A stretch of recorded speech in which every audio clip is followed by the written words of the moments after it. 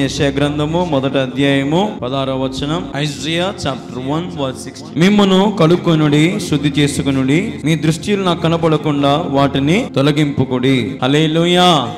మరి ఈ సమయంలో మనం చదివిన భాగాన్ని మనం గమనిస్తే, మిమ్మల్ని కడుక్కోండి, శుద్ధి చేసుకోండి, మీ దుష్ట క్రియలు నాకు కనిపించకుండా వాటిని తీసివేయండి, మీ దుష్టత్వం మానండి అని అర్థం.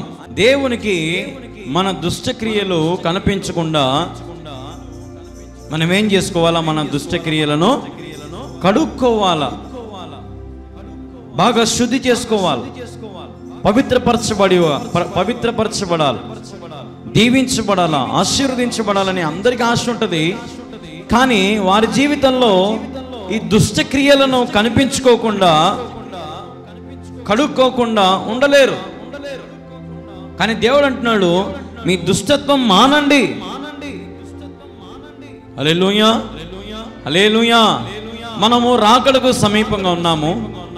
దేవుడు ఏ క్షణమైనా సరే ఈ లోకానికి రావడానికి సంసిద్ధంగా ఉన్నాడు.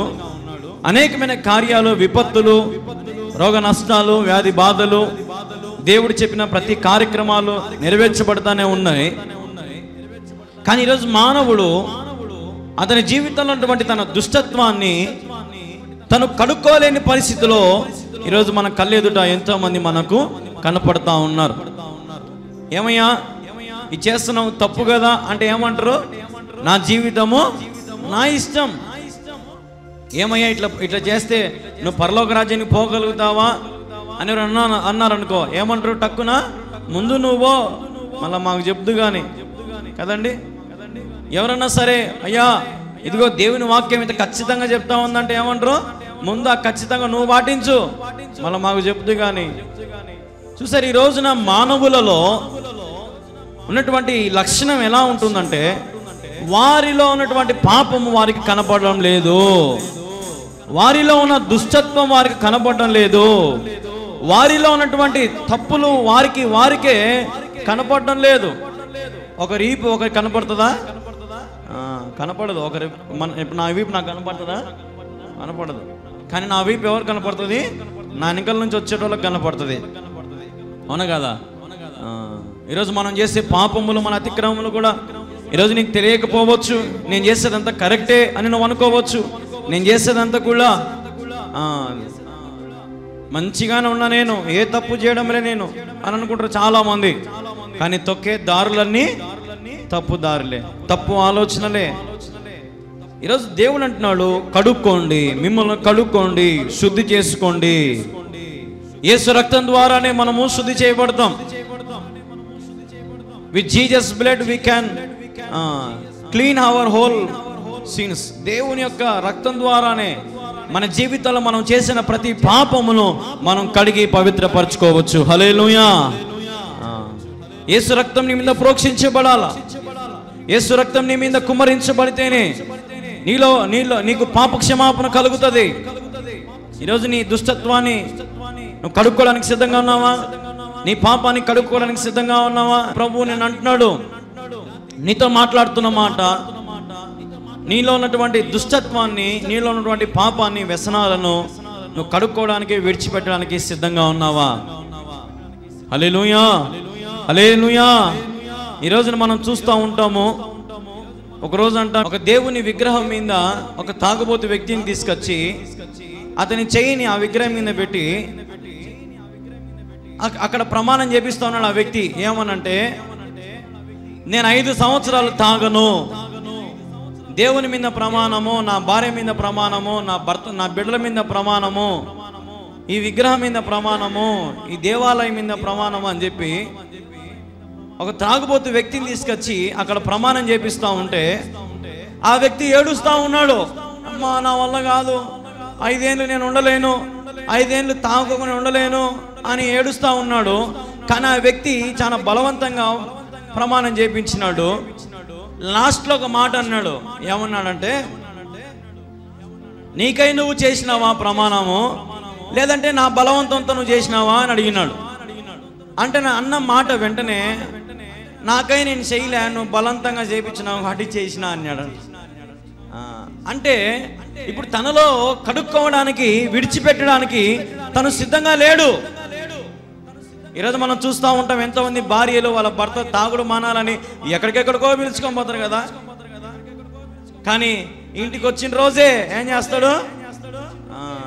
తాగేస్తాడు. ఖర్చులు వేస్ట్, ఎంతో వేస్ట్. ఇప్పుడు టీవీలలో కొన్ని యాడ్లు వస్తూ ఉంటాయి కదా, మీ భర్త తాగుతున్నాడా, అయితే అన్నంలో ఇది కలిపి తినిపించండి, మందు మానేస్తాడు. నిజంగా మానేస్తారమ్మా కలుపుకొని తింటే? లేదంటే ఎన్నో చూడండి ఈ లోకంలో వ్యసనాలు కానీ ఏవైనా సరే, నువ్వు నేను చెప్తే ఎవడన్నా మానుకునేటోళ్ళు ఉన్నారా? ఎవరు లేరు. ఒకవేళ నీ బిడ్డల మీద ప్రమాణం చేయంటే బిడ్డల మీద ప్రమాణం చేస్తారు, కానీ మానుకోలేరు. ఒకరోజు ఒక భార్య అనిందంట, ఏమండి ఇక నుంచి నువ్వు బాగా కష్టపడాలా, బాగా సంపాదించుకోవాలా, ఇదిగో ఇప్పుడే పుట్టిన మన మగబిడ్డ మీద ప్రమాణం చేయి, నీలో ఉన్న అలవాట్లన్నీ మానుకుంటానని, నువ్వు బాగా కష్టపడతావని, డబ్బులు దాచిపెడతావని, మంచి ప్రయోజకులు అవుతావని ప్రమాణం చేయి నీ బిడ్డ మీద అంటే బిడ్డ మీద చేయి పెట్టి, నా బిడ్డ మీద ప్రమాణం చేసి చెప్తున్నా, ఇక నుంచి నేను ఏం తప్పు చేయను అన్నాడంట. కానీ రాత్రి అయ్యేసరికి ఒకటైందంటే ఇంటికి రావడం లేదంట, రెండైందంటే ఇంటికి రావడం లేదంట. రోజు 10కే వచ్చేవాడంట, ఈరోజు ఎన్నికైందంట? ఒకటైందంట, రెండైందంట. మొత్తం భార్య అంతా తిరిగిందంట. ఒకసారి పడిపోయిన లేపిందంట, ఏందిరా నువ్వు చేసిన పని, బిడ్డ మీద ప్రమాణం చేసినావు కదరా నాయనా, ఇదేనా నీ బుద్ధి అంటే అన్నాడంట. రోజు నా మాన నేను తాగుతానే బాగినాల, రోజు నా మాన నేను తాగి 10కి ఇంటికి వచ్చానే, ఈరోజు నా బిడ్డ మీద ప్రమాణం చేసిన, నాకు భయం వచ్చింది, మనకి ఏమవుతుందని ఇంకా ఎక్కువ తాగినా అన్నాడంట. ఇంకా ఎక్కువ తాగినా, అందుకే ఒకటైంది అన్నాడంట. కొంతమంది ప్రమాణం చేపించినా డేంజరే, ఏదన్నా చేపించినా డేంజరే, అంతా మన మీదనే పెడతారు సొడ్డు కదా. నువ్వు చెప్పేకల్లా భయం వచ్చి ఏమెత్తానో అని తాగినా. ప్రజల మిల్లర్, ఈరోజు మనలో ఉన్న దుష్టత్వాన్ని మనం విడిచిపెట్టుకోవాలి. ప్రియ సహోదరి సహోదరులా, యేసయ్య మిమ్మల్ని బలవంతం చేయడంలా, ఖచ్చితంగా నువ్వు పాపం కడుక్కొని చెప్పడం, ఆయన నీకై నువ్వు పశ్చాత్తాపడితేనే రా, ప్రభు నిన్ను క్షమిస్తాడు. హల్లెలూయా. దేవుడు బలవంతంగా నువ్వు మారాల్సిందే అన్నంత కఠినాత్ముడు కాదు. నీ చేతిలో నీ జీవితం నీకు అప్పగించినాడు, నీ జీవితం ఆయన నీకు అప్పగించినాడు. ఆ జీవితాన్ని నువ్వు పరలోక రాజ్యాన్ని తీసుకెళ్తావో నరకానికి తీసుకెళ్తావో అది నీ చేతిలో దేవుడు పెట్టినాడు. ఈరోజు నీ కుటుంబము దేవుని మహిమాయుక్తమైన రాజ్యంలో ఉండును గాక. హల్లెలూయా. ఆయన రాజ్యంలో మనం ఉండాలంటే ఈ లోకంలో మన దుష్టత్వమును, మనం చేసే ప్రతి కార్యక్రమాలు, ప్రతి పాప పనిని మనం విడిచిపెట్టుకోవాలా, మానుకోవాలా. మానుకొని ప్రభువుకు సమీపస్తులుగా మనము ఉండాలి. దేవుని బిడ్డలారా, హెబ్రీయులకు రాసిన పత్రిక 13వ అధ్యాయము 21వ వచనం, గొర్రెల గొప్ప కాపరి అయిన యేసు అను మన ప్రభు అయిన నిత్యమైన నిబంధన సంబంధముకు రక్తమును బట్టి మృతుల నుండి లేపిన సమాధానకర్తకు దేవుడు యేసుక్రీస్తు ద్వారా తన దృష్టికి అనుకూలమైన దానిని మనలో జరిగించుచు ప్రతి మంచి విషయములోను తన చిత్త ప్రకారము చేయుటకు మిమ్మును సిద్ధపరచునుగాక. యేసుక్రీస్తుకు యుగ యుగములకు మహిమ కలుగునుగాక. ఆమేన్. హల్లెలూయా. ప్రతి మంచి విషయంలో తన ఇష్టాన్ని జరిగించడానికి మిమ్మల్ని దేవుడు సిద్ధపరుస్తాడు. ప్రతి చెడ్డ విషయంలో దేవుని ఇష్టమే ఉండదు. ఇంకా చెడ్డ విషయం నీలో ఉందంటే నీకు దేవుడు ఆమడ దూరం ఉంటాడు. నువ్వు దేవుని ద్వారా సిద్ధపరచబడాలంటే మంచి విషయాలు, మంచి గుణగణాలు, మంచి లక్షణాలు నువ్వు కలిగి ఉండాలా. హల్లెలూయా. హల్లెలూయా. దేవుడు ఉన్నాడు చూడండి, తన దృష్టిలో ప్రీతికరమైన దాన్ని యేసుక్రీస్తు ద్వారా మనలో జరిగిస్తూ ఉంటాడంట. ఆ యేసుక్రీస్తు ఎప్పటికీ, మన యేసుక్రీస్తు ఎప్పటికీ మహిమ ఘనత ప్రభావం కలుగునుగాక ఆయనకే. ఎందుకంటే ఆయన మనం సిద్ధపరిచే దేవుడు, ప్రతి మంచి విషయంలో మనల్ని ఆదరించే దేవుడు, రక్షించే దేవుడు, సహాయం చేసే దేవుడు. ఈరోజు నువ్వు కడుక్కుంటే చాలు గొప్ప కార్యాలు నీ జీవితంలో జరుగుతాయి. ఆయన చిత్త ప్రకారం నీ జీవితంలో జరగాలంటే, నీ జీవితంలో మేలైన నువ్వు అనుభవించాలంటే, కీడు నుంచి నువ్వు తప్పించబడును గాక. హల్లెలూయా. పాపము నుంచి నువ్వు తప్పించబడాల, దుష్టత్వం నుంచి నువ్వు తప్పించబడాల, దేవునికి తగినట్టుగా నడుచుకోగలిగి ఉండాల. అప్పుడు దేవుడు నిన్ను ఎందుకు హెచ్చించడు? దేవుడు ఎందుకు నీ స్థితిని మార్చడు? దేవుడు ఎందుకు నిన్ను దీవించడు, బలపరచడు? ఆలోచన చేయాలి మనం. ఈరోజు మనలో ఉన్నటువంటి అన్నీ కూడా దేవునికి ఆయాసకరమైనవన్నీ కూడా మనం మానుకొని ప్రభువుకు సమీపంగా మనము ఉండాలి. ప్రభువుకు సమీపంగా ఉంటే నీ జీవితంలో ఏ కొరతలేని ఉంటాయా? ఏ కొరతలు ఉండవు. నీ జీవితంలో ఏ తక్కువ దేవుడు ఆయన చిత్త ప్రకారము మంచి విషయాలు నీ జీవితంలో జరిగించును గాక. హల్లెలూయా. మంచి విషయాలు, మంచి శుభవార్తలు వింటావు నువ్వు. మంచి కార్యాలు జరుగుతాయి నీ జీవితంలో, ఊహించని మేలు జరుగుతాయి నీ జీవితంలో. అనారోగ్యము ఉన్నావేమో, ఆరోగ్యము, శక్తి, బలమును అనుభవిస్తావు, శక్తిని అనుభవించగలుగుతావు కేవలం యేసయ్య ద్వారానే. మరి యేసయ్యకు మహిమ కలుగును గాక అంటున్నావా? యేసయ్యను, ఆయన ప్రభావములను, ఆయన కార్యములను వర్ణిస్తా ఉన్నావా? ఆయన ప్రేమకు నువ్వు పాత్రునిగా ఉన్నావా? పాత్రురాలుగా నువ్వు ఉన్నావా? ఈరోజు ఎంతో మంది యవనస్తులు కానీ, పెద్దలు కానీ, పిల్లలు కానీ దేవుడు చేసిన మేలులను మర్చిపోకుండా ఉన్నారు చాలా మంది. చాలా సంతోషం. కానీ కొంతమంది అయితే మర్చిపోతా ఉన్నారు కదా. అనేక మంది దేవుడు చేసిన కార్యాలను విడిచిపెట్టడం లేదు.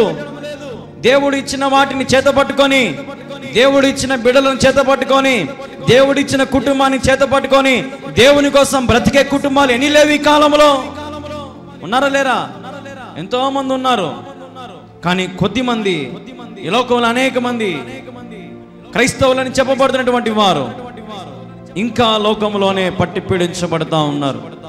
దేవుని బిడ్డలారా, ప్రభువు మిమ్మల్ని బలపరచాలని, ఆయన చిత్తం మీ జీవితంలో జరిగించాలని, ఆయన మహిమ, ఆయన ప్రభావములు, ఆయన కార్యములు నీ జీవితంలో దేవుడు నెరవేర్చాలని ఆయన ఆశ కలిగి ఉన్నాడు. ఈరోజు ఆయన ఆశను ఆయన తీర్చుకోవడానికి సిద్ధంగా ఉన్నాడు. మరి నువ్వు ఆయన సమీపంగా ఉండాలని, దగ్గరగా ఉండాలి, ఆయన కోరికలు తీర్చాలని సిద్ధంగా, ఆయన ఆశ తీర్చని సిద్ధంగా ఉన్నాడు. నువ్వు అడిగేది కొంచెమే, కానీ దేవుని జీవితం ఎంతో చేయాలని ఆశపడతా ఉన్నాడు. ప్రియ సహోదరి, సహోదరుడా, మీ జీవితంలో మీరు క్షేమంగా ఉన్నారంటే దేవుని దయ. మీ జీవితంలో మీరు ఆరోగ్యంగా ఉన్నారంటే దేవుని దయ. మీరు సంపాదించుకుంటారంటే దేవుని దయ. నీ బిడ్డలు చక్కగా ఎదుగుతున్నారంటే దేవుని దయ. నీ బిడ్డలు బాగా చదువుకుంటారంటే దేవుని దయ. వివాహాలు జరుగుతున్నాయంటే దేవుని దయ. గర్భఫలాలు వస్తున్నాయంటే దేవుని దయ. ఇంకా నీ జీవితంలో ఒకటి కాదు, రెండు కాదు, ఎన్నో మేలు దేవుడు చేస్తా ఉంటే ఈ లోకంలో నీవు దుష్టత్వాన్ని మాత్రము మానుకోలేకపోతా ఉన్నావు, విడిచిపెట్టుకోలేకపోతా ఉన్నావు. ఇంకెంతకాలం ఇలాగే జీవిస్తావు? ఇంకెంతకాలం ఇలాగే ఉంటావు? ఒక ఆయన అన్నాడు, సత్యంత వరకు ఇట్నే ఉంటే నేను మారను అన్నాడంట ఒక ఆయన. సత్యంత వరకు అటువంటి కఠినాత్మలు ఉంటారు చాలా మంది. ఇంట్లో కుటుంబం ఏడుస్తూ ఉంటది, కానీ కఠినాత్ములు వారి కఠినమైన హృదయాన్ని మార్చుకోరు. కానీ దేవుని దగ్గరికి రా, నీ కఠినత్వాన్ని దేవుడు మృదువుగా మార్చును గాక. నామనో నేత్రము తెరచి నా కఠిన హృదయమును మార్చి, నామనో నేత్రము తెరచి నా కఠిన హృదయమును మార్చి, అంధకారములో నేనుండా, అంధకారములో నేనుండా, వెదకి రక్షించితివి, వెదకి రక్షించితివి. నామనో నేత్రము తెరచి నా కఠిన హృదయమును మార్చి.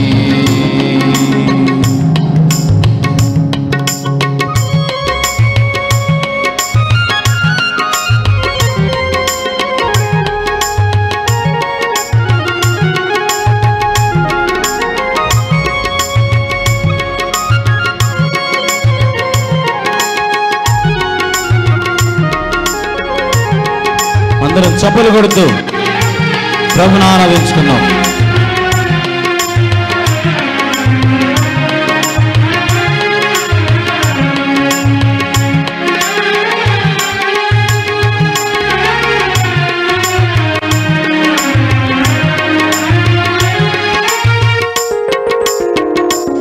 నే పాప భారము తోడా చింతించి వగయుచుచుంటి,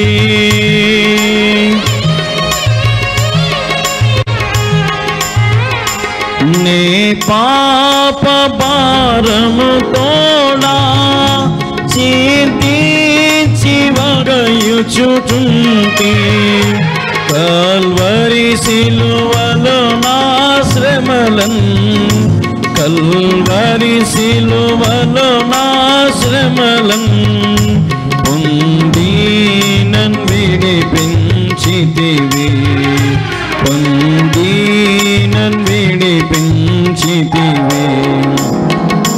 నామనో నేత్రము తెరచి నా కఠిన హృదయమును మార్చి, నామనో నేత్రము తెరచి నా కఠిన హృదయమును మార్చి,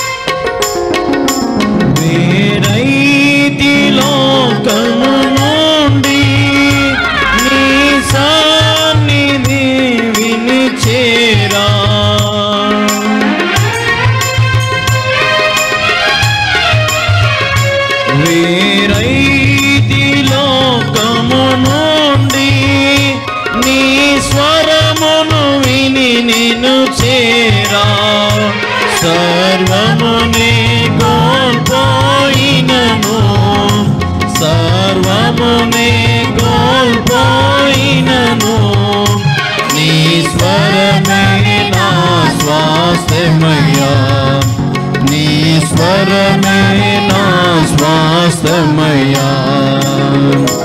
నామనో నేత్రము తెరచి నా కఠిన హృదయమును మార్చి, నామనో నేత్రము తెరచి నా కఠిన హృదయమును మార్చి.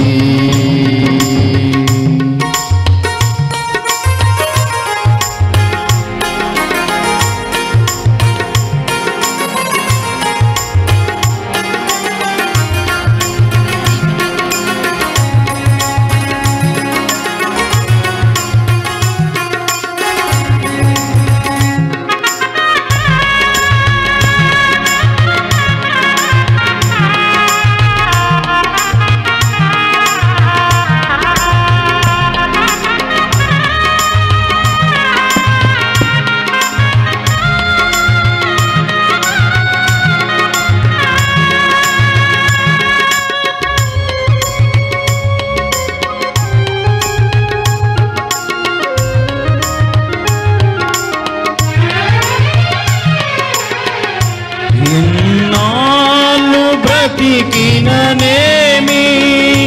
నీకై జీవించెద ప్రభువా.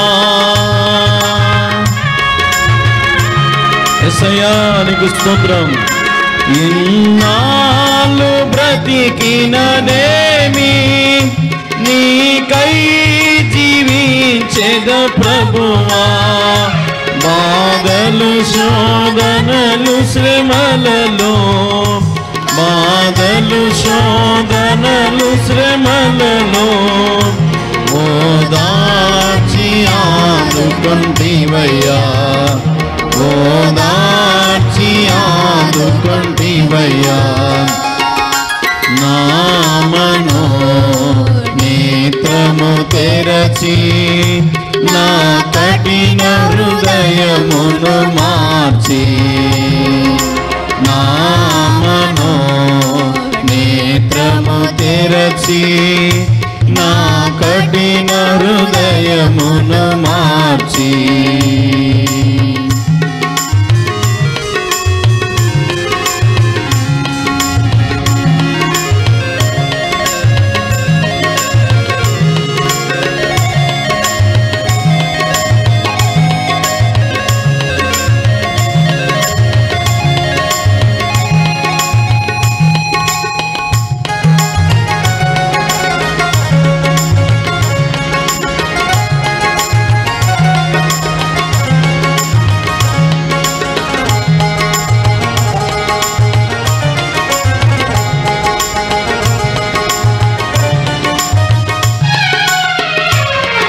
ఏమీ నీకర్పించగలను, ఏమీ లేని వాడనయ్యా.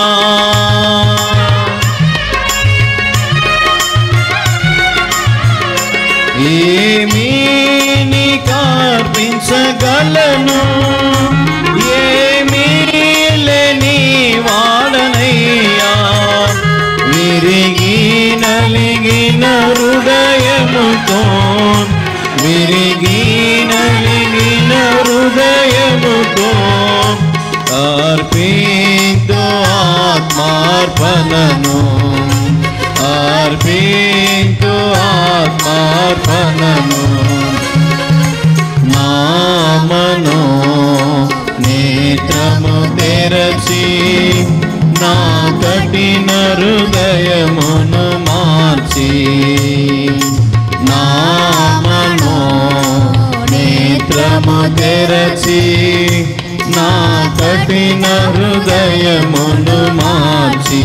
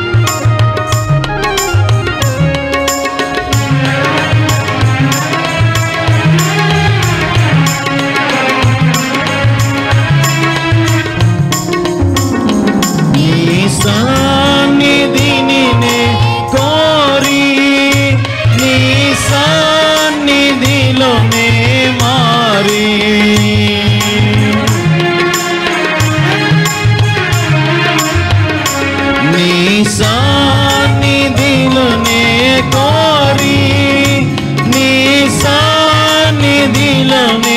మారి, స్తుతి పాత్రగా ఆరాధింతు, స్తుతి పాత్రగా ఆరాధింతు. యుగ యుగములు సర్వయుగములు, యుగ యుగములు సర్వయుగములు. నా మనోనేత్రము తెరచి నా కఠిన హృదయమును మార్చి, నా మనోనేత్రము తెరచి నా కఠిన హృదయమును మార్చి. హల్లెలూయా. మనం పాడుకున్న రీతిగా మన కఠినమైన హృదయం ఏం చేసుకోవాలా, మరి మనము మార్చుకోవాలా. ప్రభు సన్నిధిలో చేర్చబడిన మనము ఆయన సన్నిధిలో మనం కడుక్కోవడానికి ఇష్టపడాలా, సిద్ధపడాలా. మనం విన్న వాక్య ప్రకారంగా ఈరోజు మన మనోనేత్రాలు తెరవబడకపోతే, మన పాపాన్ని విడిచిపెట్టుకోకపోతే దేవుని రాజ్యానికి మనము వెళ్ళలేం. చివరిగా నేను ఒక వాక్యం చూపిస్తాను చూడండి. యోహాను సువార్త 15వ అధ్యాయము 4వ వచనము 5వ వచనం 6వ వచనం మనం చూస్తే, జాన్ గాస్పెల్ చాప్టర్ 15, నా యందు నిలిచియుండుడి, మీ యందు నేనును నిలిచియుందును. తీగే ద్రాక్షావళిలో నిలిచియుంటినే గాని తనంతట తానే ఎలాగూ ఫలింపదో అలాగే నా యందు నిలిచి ఉంటేనే కానీ మీరును ఫలింపరు. ద్రాక్షావళిని నేను, తీగలు మీరు. ఎవడు నా యొద్ద నిలిచి ఉండునో, నేను ఎవని యందు నిలిచి ఉండునో వాడు బహుగా ఫలించును. నాకు వేరుగా ఉండి మీరేమీయూ చేయలేరు. ఎవడైనను నా యందు నిలిచియుండని ఎడల వాడు తీగ వలె బయట పారవేయబడి ఎండిపోవును. మనుషులు వాటిని పోగు చేసి అగ్నిలో పారవేతురు, అవి కాలిపోవును. హల్లెలూయా. ఈ రోజున మనము దేవుని సన్నిధిలో చేర్చబడాలండి. పౌలు ఒక మాట అంటాడు కదా, నా యందు దేవుడు ఉన్నాడు, నా జీవితంలో యేసయ్య ఉన్నాడు అంటాడు. అట్లాగే ఈరోజు మనం కూడా దేవుని యందు నిలిచి ఉండాలా. అప్పుడు ఆయన కూడా మన యందు నిలిచి ఉంటాడు, నీ యందు నిలిచి ఉంటాడు. ద్రాక్షవల్లి ఆయన, తీగలు మనము. హల్లెలూయా. ఆయనతో ఉంటేనే మనం ఫలిస్తాము, బహుగా ఫలిస్తాము. దేవునితో మనం నిలబడగలిగి ఉండాలా. ఆయన తీగల వలె మనం ఆయన కలుసుకోవాలి ఆయనతో మనము. అప్పుడు ఆయన మన యందు నిలిచి ఉంటాడు. లేదంటే మనము ఏమైతామో, కింద మాట ఉంది కదా, ఆయన యందు ఎవరైతే నిలిచి ఉండరో, ఎవరైతే దేవుని వాక్యం లక్ష్య పెట్టరో, ఎవరైతే వారి వారి పాపములు విడిచిపెట్టరో, ఎవరెవరైతే వారి వారి దుష్టత్వాన్ని దుష్ట క్రియలను మానుకోరో, దేవుడు అంటున్న మాట ఏమవుతారంట, తీగలు తీసి పారివేయబడతాయంట. తీగలు ఏమవుతాయంట, పారివేయబడతాయంట. అవి ఏమవుతాయి, ఎండకు ఎండిపోతాయి. ఎండిపోయిన తీగలు ఏం చేస్తారు, మనుషులన్నీ ఏరుకొని అగ్ని పెడతారు, కాల్ చేస్తారు. ఈ రోజున మన జీవితము ఫలించాలని ఆశ నీకుంటే, ప్రభువా ద్రాక్షవల్లి నీవు, తీగను నేను అనాల. హల్లెలూయా. నిజమైన ద్రాక్షవల్లి యేసయ్యే. యేసయ్యను ఆనుకొని ఉంటే నువ్వు ఫలించబడతావు, అభివృద్ధి మార్గంలోకి నువ్వు వెళ్తావు. ఇందన మనం చదివినట్టు యేషయా 1వ అధ్యాయం 16వ వచనం చదివినట్లుగా మనలో దుష్టత్వాన్ని మనం మానుకొని శుద్ధి చేయబడాలా, కడగబడాలా, కడుక్కోవాలా. అప్పుడే నువ్వు ఫలిస్తావు, అభివృద్ధి చెందుతావు, మంచిగా దీవించబడతావు, ఆశీర్వదించబడతావు. అందుకే చూసారా 4వ వచనంలో ఏముంది, ఫలించును అనుంది. తర్వాత 5వ వచనం ఏముంది, బహుగా ఫలించును అనుంది. అంటే ఫలించును, బహుగా ఫలించును. దేవునితో ఉంటే కొంచెముతో వదిలిపెట్టడు, ఆయన బహుగా దీవిస్తాడు, బహుగా ఫలిస్తాడు. కాబట్టి ఆయన ఎందు నిలిచి ఉండాల. అప్పుడు ఆయన కూడా నీ ఎందు నిలిచి ఉంటాడు. హల్లెలూయా, హల్లెలూయా. నా యందు నిలిచి ఉండుడి, మీ యందును నేనును నిలిచి ఉందును. దేవుని వద్ద నిలుచున్నావా? దేవునితో సహవాసం చేస్తున్నావా? దేవుని సన్నిధిలో సమయం గడుపుతున్నావా? దేవుని సన్నిధిలో నిన్ను నువ్వు కడుక్కొని పవిత్రపరుచుకుంటున్నావా? దేవుని ఆలయంలో దేవుని పనులకు, సువార్తకు, పరిచర్యకు, పరిచారకులకు, సేవకులకు నువ్వు తోడుగా ఉన్నావా? సహకరించగలుగుతున్నావా? ఈరోజు మనం ఆలోచన చెయ్యాలి. ఈరోజు నిజంగా నాకు భలే ఆశ్చర్యం వేస్తుంది ఏంటంటే, చిన్న చిన్న వాటికి తగాదాలు పడతారు కదా. చిన్న చిన్న ఆస్తులకు కానీ, చిన్న చిన్న ఇంటికి కానీ, లేదంటే చిన్న చిన్న బంగారుకు కానీ, లేదంటే చిన్న చిన్న ఏదో స్కూటర్ కోసం, సైకిల్ కోసం, ఉద్యోగం కోసం, పెళ్లి కోసం, గర్భఫలం కోసం గొడవలు, కొట్లాట్లు, ఏడుస్తూ ఉంటారు కుటుంబాలలో. పాపము, దుష్టత్వము, వ్యసనాలు ఎన్ని 1-2 కాదండి. ఈరోజు మనుషుడు ఎన్నో రకాలుగా సైతానుగాడు ఏర్పాటు చేస్తూ ఉన్నాడు. మనము తెలియక వాని యొద్ద నిలిచి ఉన్నాం. మనము దేవుని యొద్ద నిలిచిదేం, మనము దేవునితో నిలబడడానికి సంసిద్ధంగా లేం మనము. అందుకే దేవుడు అన్నాడు, మిమ్మల్ని సిద్ధపరచును గాక. ఆమేన్, హల్లెలూయా. దేవుడే మనల్ని సిద్ధపరుస్తాడు. ఆయన దగ్గరకు వస్తే ఆయన నీకు ట్రైనింగ్ ఇస్తాడు, ఆయన నిన్ను దీవిస్తాడు. ఆయన నేను ఏం చేస్తాడనుకుంటున్నాను, ఆయన దగ్గరకు ఉంటే అందరికంటే శ్రేష్ఠునిగా నిన్ను చేస్తాడు, గొప్పవానిగా నిన్ను చేస్తాడు, మనుషులకు దీవెనకరంగా నిన్ను చేస్తాడు. అట్లాంటి దేవుని దగ్గర నిలుచున్నానమ్మా, దేవుడు మిమ్మల్ని ఇంకా బలపరుస్తాడమ్మా అని ఎంత మొత్తుకొని చెప్పినా ఈరోజు మనుషులు వినే పరిస్థితులలో లేరు. దేవుని ప్రేమ ఎంత చెప్పినా సుత్తే మాదిరే కనపడుతుంది కానీ, ఒరే నీ దేవుని ప్రేమ నా కోసమే కదా, దేవుడు మరణించింది నా కోసమే కదా అని ఆలోచించేవాడు ఎవడనున్నాడా? ఆలోచించే పురుషుడు ఎవరనున్నారా? ఆలోచించే స్త్రీ ఎవరనున్నదా ఈ రోజున? అట్లా ఆలోచన చెయ్యకనే దేవుని గురించి తెలుసుకోలేక పతనం అయిపోతా ఉన్నాం, నాశనానికి గురైపోతా ఉన్నాం, శాపాల చేత కొట్టబడతా ఉన్నాం, అనారోగ్య పరిస్థితులు సంభవిస్తూ ఉన్నాయి, వ్యాధి బాధలు, కష్ట నష్టాలు, అప్పుల సమస్యలు, అవమానాలు, నిందలు ఎందుకు సమీపిస్తున్నాయి మనకంటే మనము దేవునితో నిలిచి ఉండడం లేదు. దేవునితో నిలిచి ఉంటే నీ జీవితంలో ఏ కొరత ఉండదు. హల్లెలూయా. దేవునితో నిలిచి ఉండండి. ఆయన సమస్త ఆనందముతోనూ సమస్త సంతోషముతో నింపేవాడు ఆయన, ఆరోగ్యముతో నింపేవాడు ఆయన, శక్తితో నింపేవాడు ఆయన. ఈరోజు అవకాశం నీ చేతిలో ఉంది. ఆయన బలవంతంగా మార్చేవాడు కాదమ్మా. బలవంతంగా నమ్ముకో, బలవంతంగా మారు మనసు పొందు, బలవంతంగా బాప్తిసం తీసుకో, పిల్లప్పుడే అని చెప్పేంత కఠినాత్ముడు కాదు ఆయన. నీ చేతిలో భవిష్యత్తు పెట్టినాడు. నువ్వు దీవించబడాలనుకుంటే, ఆశీర్వదించబడాలనుకుంటే యేసయ్య దగ్గరకు సమీపంగా రా. నీలో ఉన్న పాపాన్ని, నీలో ఉన్న దుష్టత్వాన్ని నువ్వు విడిచిపెట్టుకోగలిగితే, నీలో ఉన్న సమస్త దుర్నీతిని విడిచిపెట్టుకోగలిగితే ప్రభు నిన్ను హెచ్చించునుగాక, ప్రభు నిన్ను ఫలించునుగాక, ప్రభు నీ స్థితిని దీవించి అభివృద్ధిలోకి నడిపించునుగాక, అనారోగ్య పరిస్థితి నుంచి ఆరోగ్యం నీకు దయచేయునుగాక, నీ పంట పొలమును దేవుడు దీవించునుగాక, నీ రాబడిని దేవుడు దీవించునుగాక, నీ గర్భ పొలమును దేవుడు దీవించునుగాక, నువ్వు రాకపోకల్లో ప్రభు నీకు తోడుగా ఉండునుగాక. హల్లెలూయా. దేవుని యందు నిలిచి ఉంటే సమస్తము నీ జీవితంలో మేలులు జరుగుతాయి. హల్లెలూయా. సమస్త మేలులు జరుగుతాయి. కాబట్టి ప్రతి దేవుని బిడ్డలారా, దేవుడు మీతోనే మాట్లాడుతున్నాడు. ఇంకా మనము లోకానికి హత్తుకొని ఉన్నాం. దేవుడు అంటున్నాడు, మీరు లోకానికి వేరై నా యందు నిలుచుండండి, అప్పుడు నేను కూడా మీ యందు, లేదంటే మీరు కాల్చివేయబడతారు, కొట్టబడతారు, నెట్టబడతారు. కాబట్టి మనోనేత్రాలు తెరుచుకోండి. ఇప్పుడైనా మనోనేత్రాలు తెరుచుకోండి. హృదయములో ఆలోచించండి. హృదయంలో స్థానం ఎవరికి ఇచ్చినావు? ప్రభుకి ఇచ్చినావా, లేదంటే ఎవరికి ఇచ్చినావు? ఇంకా నీలో దుష్టత్వాన్ని మానుకుంటున్నావా లేదా? బూతులు మానుకున్నావా? వ్యసనాలు మానుకున్నావా? అల్లరితో కూడిన ఆటపాటలు మానుకున్నావా? సినిమాలు, షికారులు మానుకుంటున్నావా? లేదంటే వ్యసనాలు, లేదా ఇంకా నీలో దేవునికి నచ్చనివి ఏమేమి ఉన్నాయో అవన్నీ మానుకోవడానికి నువ్వు సంసిద్ధంగా ఉన్నావా? అయితే దేవుడు నిన్ను దీవించునుగాక. హల్లెలూయా. ప్రార్థన చేసుకుందాం. ప్రార్థన చేసుకుని మరి ముగించుకుందాం. ప్రార్థన. సకల ఆశీర్వాదాలకు కారణభూతులకు తండ్రి నీకు స్తోత్రం. మమ్మల్ని బలపరిచినందుకు, దీవించినందుకు నీకు స్తోత్రము తండ్రి. ప్రభా, నీ బిడ్డలు ఎందరైతే మరి ప్రభా నీ సందేశాన్ని విన్నారో, కార్యం ఆరంభం నుంచి ఇంతవరకు వారిని జ్ఞాపకం చేసుకుని ఆయన విన్న సందేశాన్ని ఇరుకటి ఫలింపు చేయండి, దీవించండి, ఆశీర్వదించండి తండ్రి. వారిని బలపరచండి నాయన.